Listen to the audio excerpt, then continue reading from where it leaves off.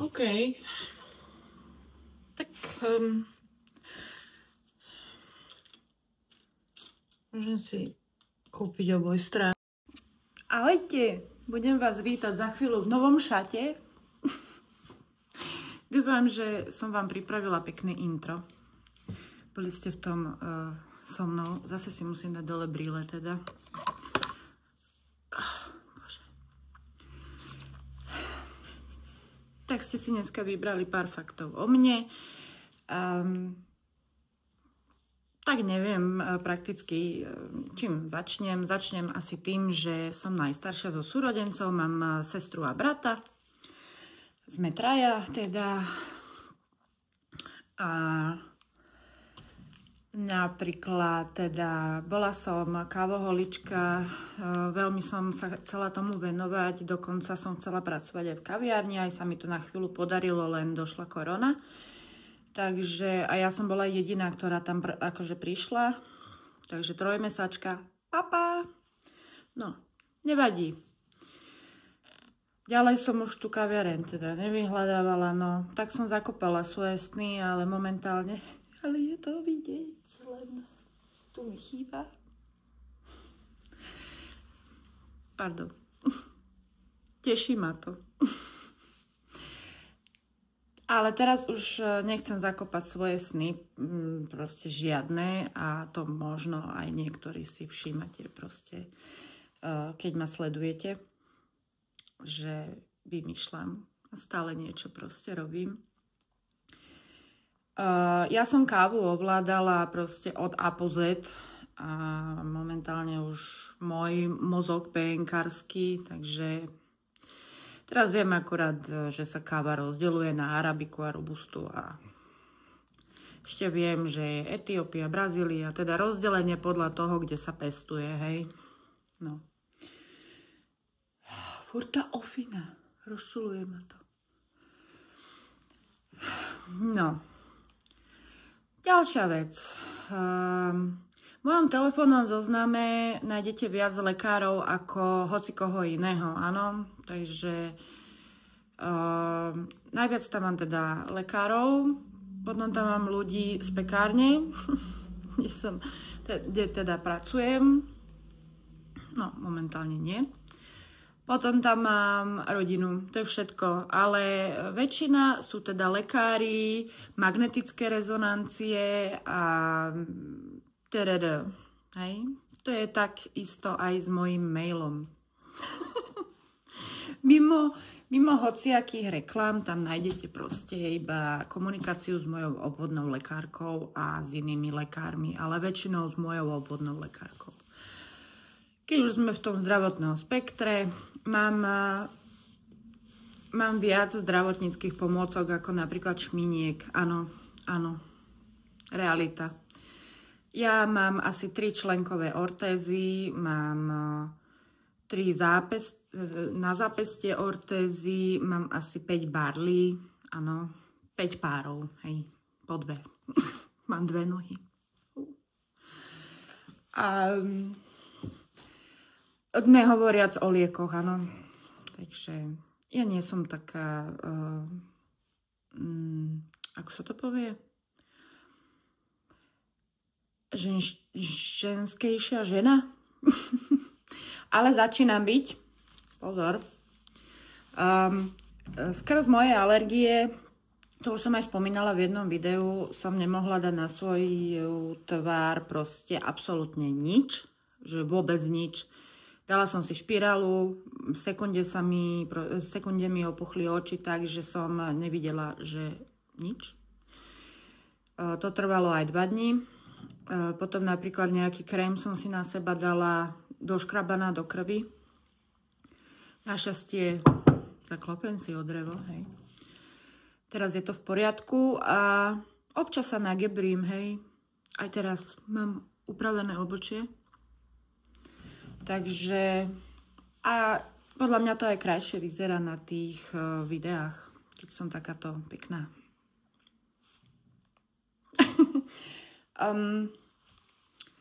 Neviem. Porozmýšľam ešte. Čo by som tak ešte povedala? Ohľadom toho, aká som bola pred touto penkou, ktorá je mimochodom najdlhšia a podľa mňa asi aj bude najdlhšia. lebo, lebo ešte nekončí. Som bola strašný workoholik, akože ja som išla do vyčerpania. Ja som robila od nevidím do nevidím, ja som bola schopná ísť z nočnej do nočnej a z tej ďalšej nočnej do ďalšej nočnej.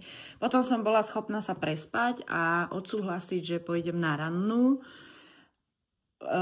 A potom som išla potom som ťahala šnúru týždeň v predajni. Ak tu bude niekto pozerať z pekárne, tak určite to dosvedčí.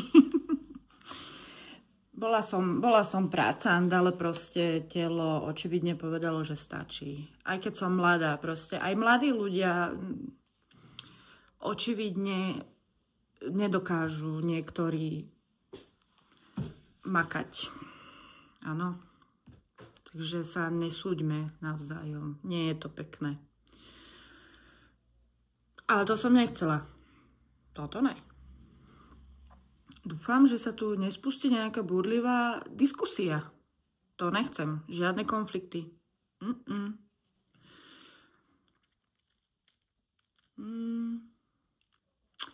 Som vyučená v obore, v ktorom nemôžem pracovať. Pracovala som v ňom istú chvíľu a teda moje telo mi povedalo, že stačí. Som kuchárka. Áno, bola som asi tretia žena v našom, vtedy v tom ročníku, čo sme boli v triede, boli sme 3 ženy. Mimo čašníčok, áno, lebo nás museli spojiť, lebo nás bolo málo. Že áno, som kuchárka. Veľmi rada varím. Je to pre mňa oddych, akože som schopná navariť hocičo. Rada upratujem. To je pre mňa akože tam si tak oddychnem a keď mám nervy, ja idem upratovať. Mimo toho, aby som sa pohádala alebo začala vrieskať, ja idem radšej upratovať. Sa tak ukludním a mám čisto. Takže pozitívne a pozitívne. Som chladnokrvná, ale že doslova. Ja môžem mať na sebe, aj teraz mám hrubú mikinu, potom mám tričko s dlhým rukávom a som schopná si dať na túto mikinu ešte lyžiarsku bundu a na nohy ani nehovorím. To som schopná si dať hrubé ponožky, snehule a proste tak byť celý deň. Nie je jedno. Dobre, teraz prší, áno, dneska prší. Ale aj keď svieti slnko, ja som schopná mať na sebe 5 vrstiev. A mne je stále zima. A čo som si všimla, neobľúbená téma, akože proste tabu, spávanie v ponožkách. Haló? Prečo? Ja spávam v ponožkách. Mne je zima, keď nemám ponožky. Toto mi dajte. Dajte mi toto, že či spávate v ponožkách. Lebo čo som tak, akože keď sa o tom bavili, tak proste mne hovorili o tom, jak neviem čo, jak keby vražda. Že spávanie v ponožkách. Ježiš, už to musím odlakovať. Už som to hovorila, ja viem.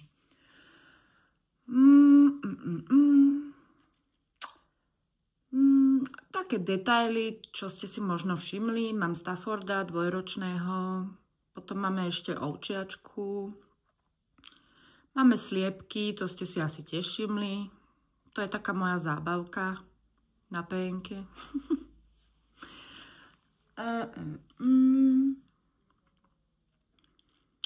A to, že som kreatívna, to vám asi hovoriť nemusím, pretože ja stále každý deň niečo vymyslím nové proste a strašne veľmi rada malujem aj teraz po tomto videu,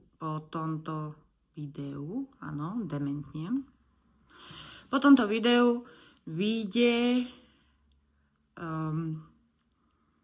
nový produkt, vynovený, tak snáď sa vám to bude páčiť. A čo by som vám ešte také... Moje diagnózy tu hovoriť nebudem. Nechcem myslieť na svoj zdravotný stav, nerada aj o ňom hovorím. Ale keď už má dojsť k tomu a proste nie som pesimista, nie som optimista, ja som proste realista. Ja viem, že... A toto podľa mňa má aj ďalších 1 500 000 ľudí. Proste my, chronickí ľudia, vieme, čo sa môže stať. Toto není, že ty si dávaš do hlavy, že nie, to tak určite nie je. My vieme, že, alebo teda, my predpokladáme, že napríklad môžeme odpadnúť, áno, lebo máme nízky tlak, vysoký tlak, áno. Ja som mala napríklad epizódu 3-mesačných odpadávaní a nezistili mi, z čoho to bolo. No. A ty si pesimista, buď optimista. Haló? Som realista. Dajte mi, ako fakt, dajte mi za pravdu. Nenutím vás, ale podľa mňa určite to takto je. Ja si myslím, že áno. Že nejsom len jediná, ktorá to má takto, že proste, no, rozumieme sa. A ak to bude pozerať jedna osoba, s ktorou som sa o tomto bavila, nie, nenarážala som na teba, neboj sa. Aby bolo jasné, lebo ja ťa poznám, ty hneď pôjdeš do vývrtky. Nechoď, prosím, nechoď do vývrtky. Zbytočne. Ne, ja som to len chcela povedať, pretože toto sú fakty o mne. Bože. Pardon. Dúfam, že tu nebudú veriaci. To ste nepočuli. Ak ma niečo napadne... Hodím vám to ešte, keď tak do príbehu. A už aj tak toto podľa mňa, neviem, či to niekto bude pozerať. Ale ak áno, veľmi si to vážim, Ani neviete, ako som veľmi vďačná za tých ľudí, ktorí ma sledujú deň čo deň a stále som ich neomrzela, akože... Klobúk dole. Naozaj nemám klobúk. Ale raz ho pred vami dám dole. Tak, keby ma ešte niečo napadlo, lebo toto je najhoršie, že človek o sebe, keď má hovoriť, tak ako zamrzne, áno? O sebe. Tak, keby ma niečo ešte napadlo, tak vám to hodím do príbehu na Instagrame. Tak, zatiaľ ďakujem a majte sa krásne. Tam ešte je a vlastne menšia vsúka, už bez ďackom štýle. Som intolerantná na laktózu približne 6 rokov. Ale milujem syr a proste ja už som si asi aj zvykla proste na tie krče a tu všetko. A nemám zistenú celiakiu, ale mala by som dodržovať vlastne bezlepkovú dietu aspoň trochu. To len taká vsúka zo zdravotného sektora.